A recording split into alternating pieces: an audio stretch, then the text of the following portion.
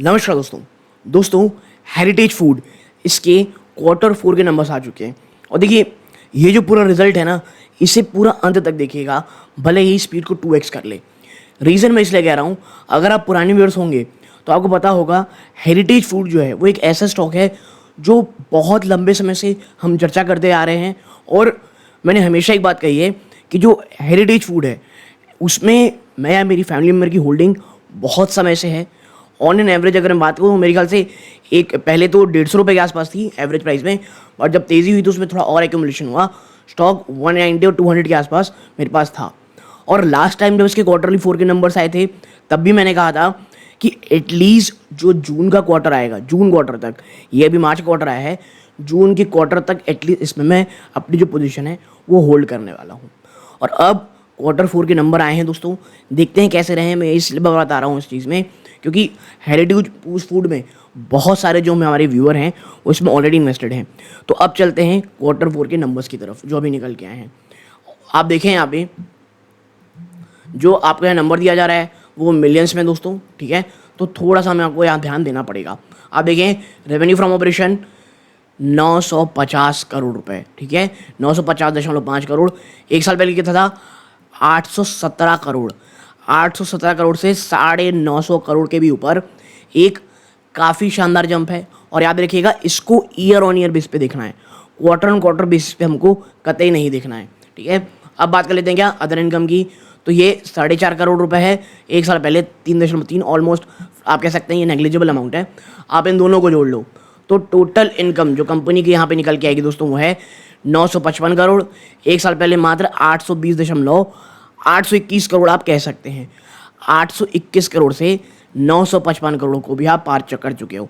तो purely revenue front में ये एक अच्छा जंप है, ठीक है। अब आप क्या बात करते हैं, अब खर्चे। और देखिए, एक समय ऐसा था ना जब एक बहुत डाउनवर्ड ट्रेंड में चल रही थी, जो इन्फ्लेशन था, जो महंगाई थी, मिल प्रोक्योरमेंट की, तमाम चीज़ों के ट्रांसपोर्टेशन कॉस्ट, ये इतने ज़्यादा हुआ करते थे कि इस प्रकार की कंपनीज बहुत बुरे दौर से गुजर रही थी। अब क्या हाल है? तो देखिए, सबसे पहले और सबसे बड़ा खर्चा कॉस्ट ऑफ मटेरियल का 741.6 करोड़ रुपए है। एक साल पहले 725 करोड़ रुपए। आपका धंधा जिस प्रपोर्शन में बढ़ा है उस उतनी बराबर आपको कॉस्ट ऑफ मटेरियल नहीं दिखने को मिल रही है। बट हमें पहले देखना है क्या है, purchase stock in trade 16 crore रुपए है। एक साल पहले मात्र 6.6 करोड़ था। इन्वेंट्रीज 35.6 करोड़ रुपए की पॉजिटिव इन्वेंट्री है दोस्तों, जो एक साल पहले 79.7 करोड़ थी। यहाँ आपको एक बड़ा घाटा हुआ। क्यों? क्योंकि आपकी इन्वेंट्री यहाँ थोड़ी कम आई है एक साल पहले कंपैरिजन में। एम्प्लॉय बेनिफिट एक्सपेंस देखें 70.4 करोड़ है। एक साल पहले ये 51 करोड़ थी। तो भाई साहब, यहाँ पे भी बड़ा जंप आया है। आपका डेप्रिसिएशन अमोर्टाइजेशन एक्सपेंस 15 करोड़ रुपये रहा है, जो एक साल पहले 14 करोड़ था, ऑलमोस्ट फ्लैट।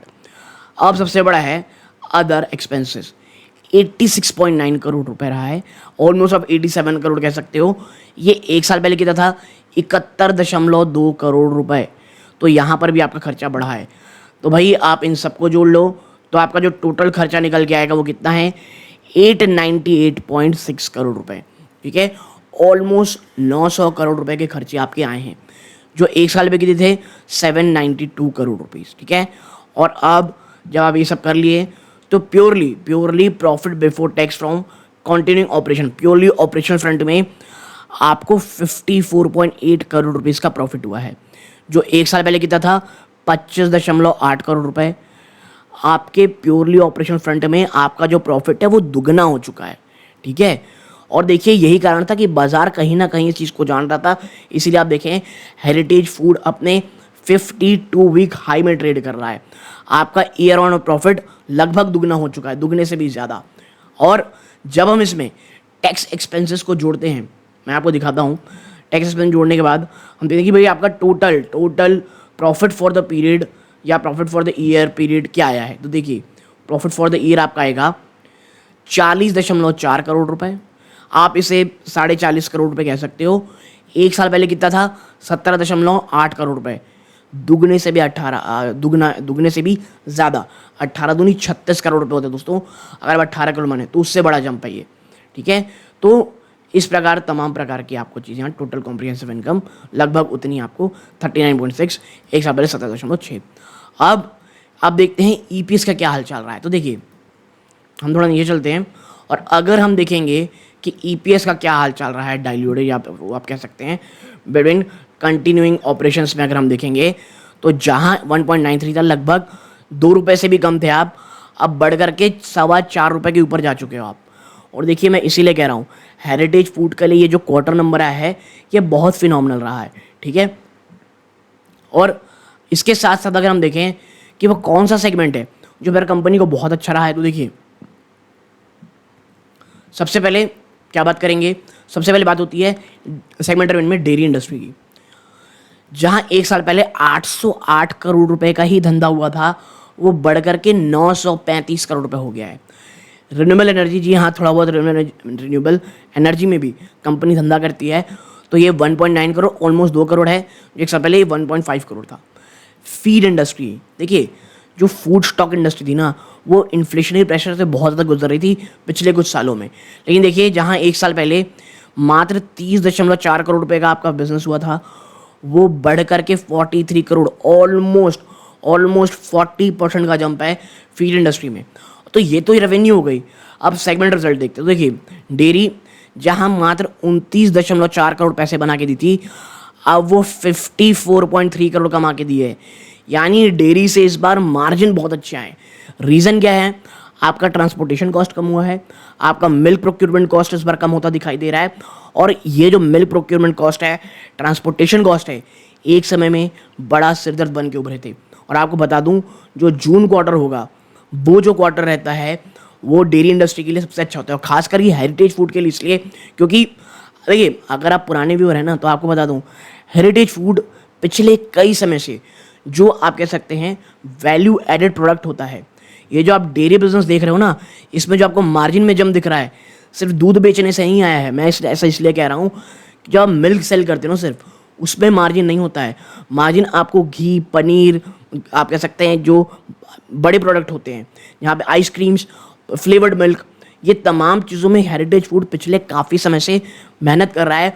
और ये जो आप इतना बड़ा जंप देख रहे हैं, ये आकस्मिक नहीं हुआ है, ये लिटरली में बिजनेस कंपनी ने किया हुआ है दोस्तों। और इसके साथ मैं आपको एक चीज़ बता दूं कि जो ये नंबर्स है दोस्तों, ये जो आप वैल्यूड प्रोडक्ट पे जंप देख रहे हैं, इसीलिए मैं कहता हूँ जब डाउनवर्ड ट्रेंड चल रहा हो, कंपनी किस प्रकार के काम कर रही है, भले ही पूरा का पूरा सेक्टर का डाउन चल रहा हो, अगर आप उसे अच्छे तरीके से पढ़ते हैं, समझते हैं, तो आप ये पाएंगे कि लॉन्ग टर्म में आप एक काफ़ी अच्छा रिटर्न कमा सकते हो। इतना ही नहीं, जो कंपनी दोस्तों, उससे मैं आपको बता दूं डिविडेंड भी अपने निवेशकों को दिया हुआ है। कैसे? 1 मिनट, हम थोड़ा ऊपर चलते हैं यहाँ पे एकदम। ये तो स्टैंड अलोन नंबर्स हैं दोस्तों, यहाँ पर हम देखते हैं तो कंपनी ने अपने निवेशकों को देखिए डिविडेंड, हाँ, recommended a final dividend of 2.50, 2.5 रुपये का फाइनल डिविडेंड भी निवेशकों को इन्होंने दिया है, ठीक है। As final approval of the 2032 AGM, AGM में जब अभी अप्रूवल हो जाएगा तब आपको ये 2.5 रुपये का डिविडेंड भी मिल जाएगा। अब AGM कब होने वाली है, तो 1 सेकेंड, हम यहाँ थोड़ा नीचे चलते हैं। आप देखें, to convey AGM on Wednesday 21 अगस्त, 21 अगस्त को कंपनी की AGM भी होने वाली है दोस्तों, ठीक है। तो ये तमाम प्रकार की चीज़ें, और देखिए द डिविडेंड शैल बी और क्रेडिट ऑन वेडनेसडे August 28, यानी 21 अगस्त को तो आपका चल रहा है पूरा AGM, और आपकी जो पेमेंट है डिविडेंड की वो 28 अगस्त तक पूरी की पूरी हो जाएगी दोस्तों, ठीक है। तो इस प्रकार की चीज़ें, और देखिए एक सबसे बड़ा ट्विस्ट हेरिटेज फूड के लिए स्पेशली ये है, आपको पता होना चाहिए जो 4 जून को है वो लोकसभा चुनाव के नतीजे आने वाले हैं, लेकिन जो आंध्र प्रदेश है वहाँ पर जो विधानसभा के भी चुनाव होने वाले हैं। और देखिए जो हेरिटेज फूड है ना, वो किनके हैं आपको पता होना चाहिए, वो चंद्रबाबू नायडू जी, इनके कह सकते हैं उन्हीं कंपनी है। और अगर वहाँ पे अगर आती है चीज़ें दोस्तों, तो जो एक इश्यूज होते हैं, और देखिए इसका असर किस प्रकार हो सकता है, मैं बता दूँ आपको कि जो आप देखें जो ऑपरेशनल जो इश्यूज होते हैं वो जल्दी रिजॉल्व, मैं ये नहीं कह रहा हूँ कि कोई बहुत बड़ा फेवर हो जाएगा, बट आपको खुद पता होगा कि जिनकी कंपनी उन्हीं की सरकार आंध्र प्रदेश में आ जाएगी, तो जो बहुत ज़्यादा इश्यूज हो सकते हैं, जो एक आप कह सकते हैं एक्सपेंशन के जो इश्यूज रिजॉल्व हो सकते हैं, वो बहुत ज़्यादा आसानी से होते दिखाई देंगे। और अगर एक्सपेंशन मोड में भी हेरिटेज फूड आना चाहे तो काफ़ी अच्छे तरीके से हो सकता है। तो आने वाले समय में जून क्वार्टर के नंबर बहुत इंपॉर्टेंट है।